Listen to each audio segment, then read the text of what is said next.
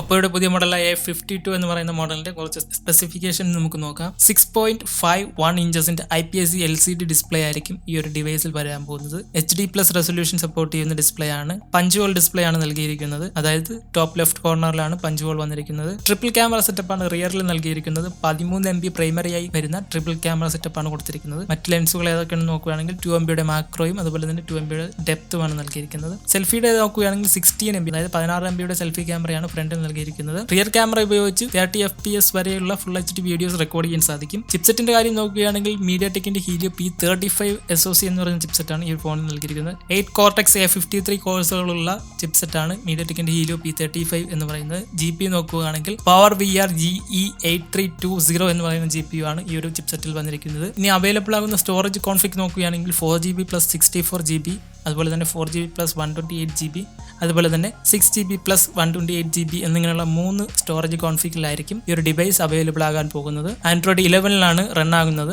18 what fast charging support ചെയ്യുന്ന 5000 mAh ബാറ്ററിയാണ് OPPO A52 എന്ന് പറയുന്ന ഈ ഒരു മോഡൽ വരുന്നത്. സൈഡ് മൗണ്ടഡ് ആയിട്ടുള്ള ഫിംഗർ പ്രിന്റ് വന്നിരിക്കുന്നുണ്ട്. Type C കേബിൾ ആണ് ടാറ്റാ സിങ്കിനും ചാർജിങ്ങിനുമായിട്ട് യൂസ് ചെയ്തിരിക്കുന്നത്. ഈ ഫോണിന്റെ പ്രൈസിങ്ങിനെ കുറിച്ച് നോക്കുകയാണെങ്കിൽ 4GB + 64GB എന്ന് പറയുന്ന വേരിയന്റിന് 13,490 രൂപയും, അതുപോലെ തന്നെ 4GB + 128GB വേരിയന്റിന് 14,490 രൂപയും, അതിനു പുറമെ 6GB + 128GBക്ക് 15,990 രൂപയുമാണ് വരാൻ പോകുന്ന പ്രൈസ്. അപ്പോൾ ഇതുപോലെയുള്ള ടെക് ന്യൂസുകൾ ലഭിക്കാൻ ഈ ചാനൽ സബ്സ്ക്രൈബ് ചെയ്യുമെന്ന് പ്രതീക്ഷിച്ചുകൊണ്ട് ഞാൻ Ameeshan. This is the DotHUB. See you guys on the next one.